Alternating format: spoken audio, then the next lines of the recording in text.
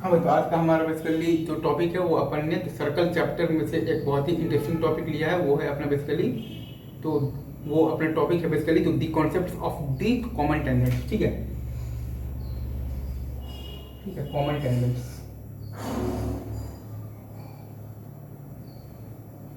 इसमें आपका पहला केस बनता है C1 C2 is greater than R1 और प्लस R2। ठीक है, ये है आपका बेसिकली पहला केस है। ठीक है, ये वाला केस है आपका, ये वाला केस है देखो। ठीक है, C1 C2 is greater than R1 plus R2। ऐसे में आपके पास दो बनेगा बेसिकली तो डायरेक्ट कॉमन टेंजेंट, और दो होगा आपके पास बेसिकली तो ट्रांसवर्स कॉमन टेंजेंट, तो 2DCT, और दो होगा आपके पास तो ट्रांसवर्स कॉमन टेंजेंट DCT। ठीक है, डायरेक्ट कॉमन टेंजेंट मतलब कि सर्कल आपका टेंजेंट के एक ही साइड में है, मतलब कि सर्कल का सेंटर आपके टेंजेंट के एक मतलब कि एक ही साइड में है। और ट्रांसवर्स कॉमन टेंजेंट मतलब कि सर्कल्स आपके बेसिकली जो आपका जो टेंजेंट है उसके दोनों अलग अलग साइड में है, अब मतलब साइड में है, अपोजिट साइड में है, मतलब कि सर्कल का सेंटर बेसिकली आपका अपोजिट साइड में। ठीक है, तो टोटल आपके पास बनेंगे 4 टेंजेंट्स बनेंगे। ठीक है, दूसरा आपके पास है case C1 C2 is equal to R1 plus R2 का केस। उसमें आपका दोनों जो सर्कल है वो एक दूसरे को एक्सटर्नली बेसिकली वो कर रहा है, टच कर रहा है। ठीक है, तो टोटल आपके पास बनेंगे बेसिकली तो 3 टेंजेंट बनेंगे, 2 होंगे DCT और एक होगा आपके पास बेसिकली तो TCT। ठीक है, ये, और 2 आपके पास तो DCT है ये। ठीक है, तीसरा आपके पास है basically C1 C2 is less then R1 plus R2 but is greater than mod of R1 minus R2। ठीक है, ये केस है आपके पास बेसिकली, ये वाला केस है। तो इस केस में भी आपके पास बेसिकली तो टोटल टोटल टेंजेंट्स बनेंगे 2 और दोनों होगा आपके पास तो DCT। ठीक है, एक फिर एक केस है like C1 C2 is equal to mod of R1 minus R2। ठीक है, ये केस है आपका बेसिकली, ये वाला केस है इंटरनली तो टचिंग वाला, ये है आपका एक्सटर्नली टचिंग और ये है आपका इंटरनली टचिंग। ठीक है, इस केस में भी आपके पास बेसिकली एक ही टेंजेंट होगा और वो भी आपका होगा DCT होगा, डायरेक्ट कॉमन टेंजेंट होगा। फिर एक केस है आपके पास C1 C2 is less than mod of R1 minus R2। ठीक है, ये उस केस में भी आपके पास बेसिकली जीरो होगा टेंजेंट्स, जीरो। फिर एक केस है आपका C1 C2 is equal to zero concentric circles, ये उस केस में भी आपके पास बेसिकली जीरो टेंजेंट्स होगा। आई थिंक ये इतना आपको अच्छे से समझ में आ गया होगा। ठीक है, अब इसके बाद की अपन बातचीत करते हैं लाइट।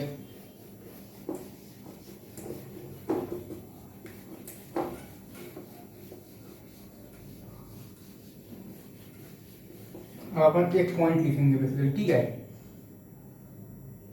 पॉइंट क्या, मैं आपको पहले वो पॉइंट को समझा देता हूँ। ये आपके पास एक सर्कल है और ये एक सर्कल है। ठीक है, ये दोनों आपका डायरेक्ट कॉमन टेंजेंट मिल रहा है यहाँ पर। ठीक है, ये आपका C1 है, ये आपका C2 है, ये 90 डिग्री है, ये आपका T2 है, ये 90 डिग्री है, तो ये आपका T1 है, ये है। ठीक है, एक मतलब पॉइंट है लाइक तो P C1 और C2 बेसिकली आपका एक ही लाइन पर लाई करता है, तो मतलब लाई करता है तो कोलिनियर पॉइंट है वो। ठीक है, ठीक है, तो points P C1 and C2 are the collinear points.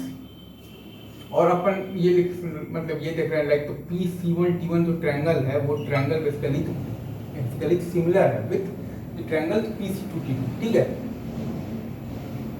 P C2 T2, तो वहां से अपने पास आता है like P C1 upon P C2 is equal to P T1 upon P T2 is equal to C1 T1 upon C2 T2 is equal to, इसका radius मान लीजिए R1 है और इसका रेडियस आप मान लीजिए R2 है, तो is equal to R1 by R2। ठीक है, ये कॉन्सेप्ट है लाइक P C1 अपॉन तो P C2 is equal to P T1 by P T2 is equal to C1 T1 by C2 T2 is equal to R1 by R2। ठीक है, ये अपने पास आ जाता है बेसिकली तो सिमिलरिटी ऑफ द ट्रायंगल्स है, क्योंकि एक एंगल 90 है दोनों में और ये एंगल कॉमन ही है, तो ये एंगल भी आपका इक्वल ही होगा, तो वहां से ये आपका रिजल्ट आ जाता है। ठीक है, P C1 C2 are the basically collinear point और P C1 T1 is basically similar to P C2 T2, तो P C1 by P C2 is equal to P T1 by P T2 is equal to C1 T1 by C2 T2 is equal to R1 by R2। एक बार मैं फिर से लिख देता हूँ आपके लिए, P C1 by P C2 is equal to P T1 by P T2 is equal to C1T1/C2T2 is equal to R1/R2, ठीक है। तो ये चीज़ें, और एक है कि P C1 C2 ये तीनों एक ही लाइन पर बेसिकली तो लाई करेगा। तो स्टेटमेंट अपन ये लिख सकते हैं like P divides C1 and C2 externally in the ratio of the R1 is to R2। मतलब कि P जो है वो आपके C1 C2 को एक्सटर्नली डिवाइड कर रहा है R1 is to R2 के रेशियो में। जो पॉइंट जो P जो है वो आपका C1 C2 को एक्सटर्नली डिवाइड कर रहा है R1 is to R2 के रेशियो में, ठीक है। अगेन इजी, तो P जो है वो आपका C1 और C2 को एक्सटर्नली डिवाइड कर रहा है R1 is to R2 की रेशियो में। ये चीज़ अपने आप को बहुत अच्छे से समझ में आ जाए, ठीक है, बहुत इंपॉर्टेंट है। अब इसके बाद अपन बात करते हैं बेसिकली ये होता है आपका, तो कौन से केस में होता है, तो डायरेक्ट कॉमन टेंजेंट के केस में ये होता है, याद रखिएगा, डायरेक्ट कॉमन टेंजेंट के केस में ये होता है, ठीक है।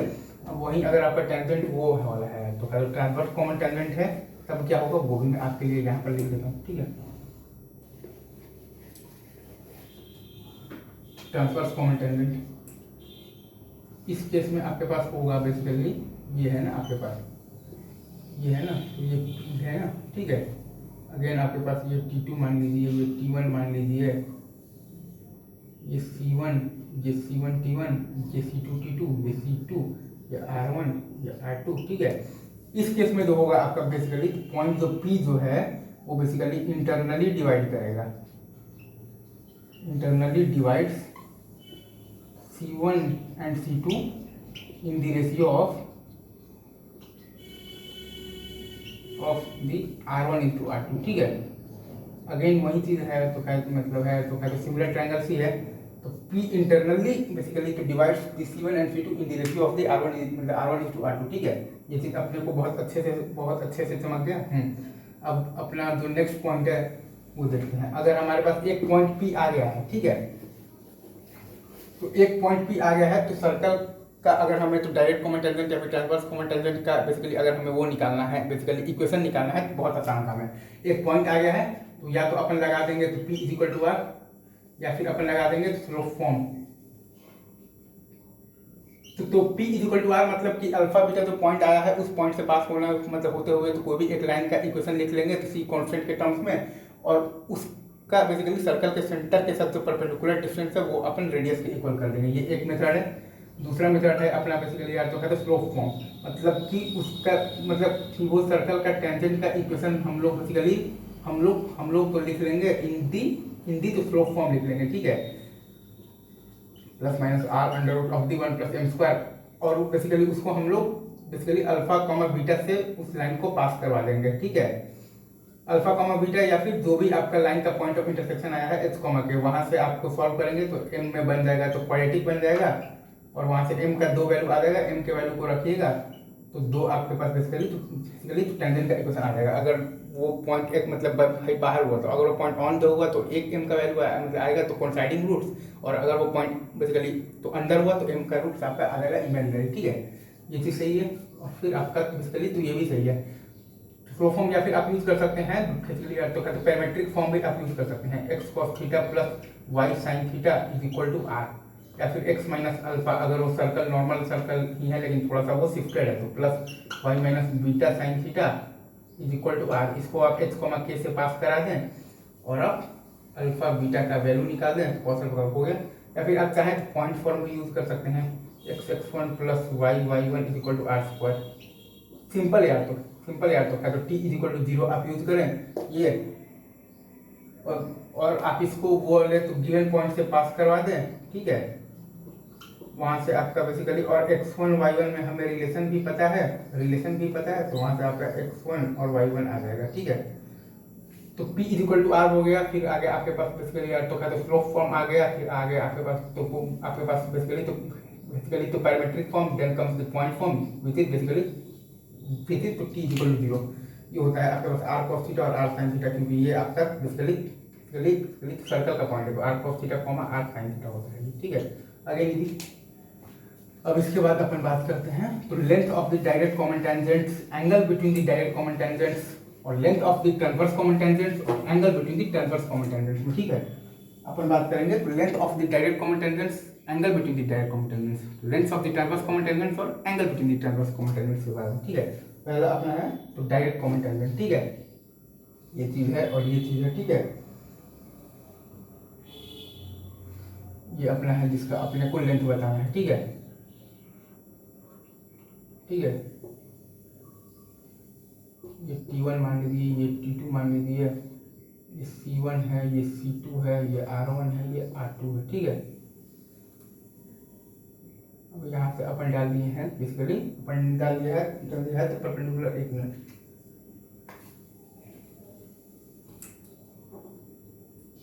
यहाँ से नहीं, यहाँ से डालेंगे, ठीक है। यहाँ से अपने डाल दिया है, बेसिकली अपने डाल दिया है तो परपेंडिकुलर डाल दिया है, ठीक है। तो अपन जब परपेंडिकुलर डालेंगे ना, ये आपका C2 है, ये आपका C1 है, तो ये लेंथ है आपका बेसिकली R1 और ये लेंथ है आपका R2, तो ये लेंथ होगा आपका R1 माइनस ऑफ R2, ठीक है। और ये लेंथ है आपका C1 C2।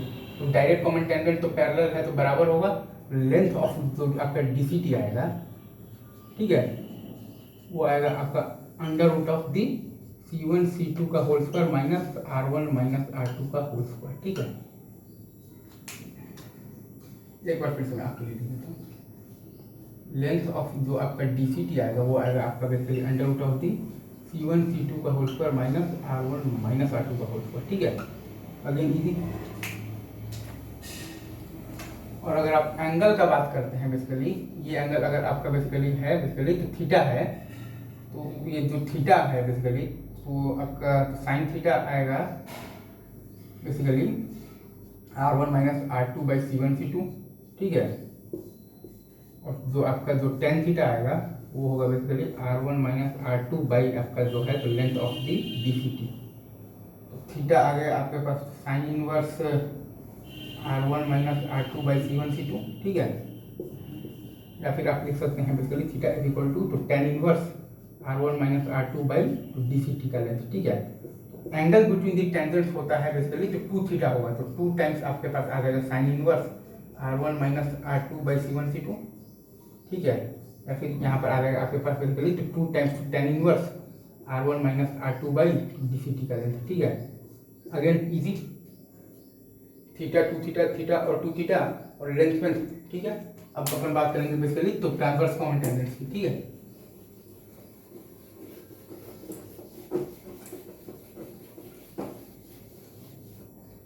Transverse common tangents में अपने पास होता है लाइक ये वाला केस है, देखिए, ठीक है। ये एक सर्कल है, ये आपका C1 है, ये आपका C2 है, ये एक है टेंजेंट, एक टेंजेंट है आपके पास ये आपके पास एक पॉइंट है, ठीक है। ये चीज़ है 90 डिग्री T1, ये चीज़ है 90 डिग्री T2, ठीक है। बिल्कुल सही, कोई दिक्कत नहीं है,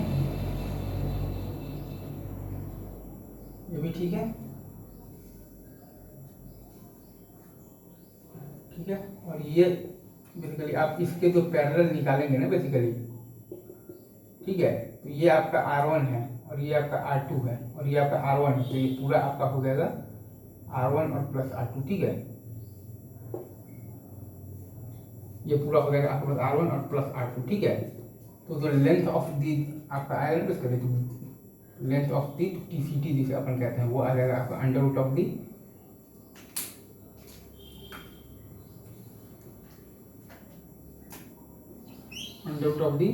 C1 C2 का whole square minus R1 plus R2 का होल स्क्वायर, ठीक है। R1 प्लस R2 का होल स्क्वायर, एक बार मैं आपके लिए बेसिकली फिर से लिख देता हूँ, वो आएगा आपके पास under root of the C1 C2 का होल स्क्वायर माइनस R1 और प्लस R2 का होल स्क्वायर, ठीक है। ये आता है आपका तो length of the basically TCT, transverse common tangent, ठीक है। अगर आप ये लिखना चाह रहे हैं कि लेंथ ऑफ दी DCT क्या होगा, नहीं सॉरी DCT कह रहा हूँ, एंगल जो थीटा ये बना रहा है मान लो, ठीक है। इसका अगर हम लोगों को निकालना है एंगल बेसिकली निकालना है तो थीटा निकालना है, ये वाला एंगल। तो हमें ये बेसिकली हमें ये चीज़ तो दिखना चाहिए, ये जो एंगल जो थीटा है ना आपका, ठीक है, वही एंगल थीटा है आपका, ये भी है, और वही एंगल थीटा है, ये भी है, ठीक है। तो तो आप बेसिकली साइन थीटा को लिखेंगे, sine theta is equal to R1 plus R2 by C1 C2, और आप लिखते हैं बेसिकली तो टेन थीटा को लिखते हैं R1 प्लस R2 बाई तो length of the TCT, theta आपके पास आ जाएगा basically sign inverse R1 plus R2 by C1 C2, ठीक है। या फिर अगर आप चाहें थीटा को आप लिख सकते हैं तो ten inverse R1 plus R2 by TCT, तो angle between the transverse common tangents क्या हो जाएगा, तो टू थीटा, मतलब कि तो two times sign inverse R1 plus R2 by C1 C2, ठीक है। और यहाँ पर आ जाएगा तो टू थीटा, मतलब कि तो टू टाइम्स बेसिकली तो ten inverse R1 plus R2 by TCT, ठीक है। अगेन ये तो इजी है, और मतलब एक चीज और भी है कि एक तो आपके पास P C1 C2 होता है यार, तो खैर तो कोलिनियर होता है, ठीक है। और दूसरा अपने पास है कि जो DCT या TCT होता है ना आपका, वो आपका इक्वल एंगल्स पर होता है, इक्वल एंगल्स पर होता है from the line P C1 C2। एक का एंगल अगर थीटा है तो दूसरे का भी थीटा ही होगा, इसलिए मैं टोटल एंगल लिख दे रहा हूँ यहाँ पर बेसिकली तो टू थीटा, ठीक है। तो ये वीडियो में बस इतना ही, बाकी की बात अपन करते हैं नेक्स्ट वीडियो में। All the best.